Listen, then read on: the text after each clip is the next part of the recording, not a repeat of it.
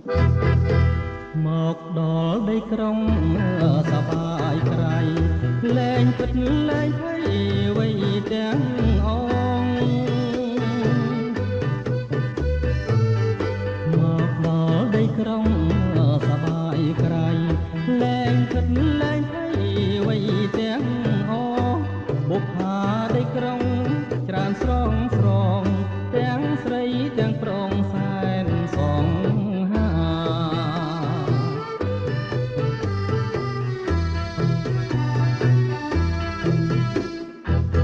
សម្ពុតខើចកាយចោតចេញគល់ផ្លូវចោតភ្នែកមើលទៅញ័រចិនដាសម្ពុតខើចកាយចោតចេញគល់ផ្លូវចោតភ្នែកមើលទៅញ័រចិនដាទីក្រុង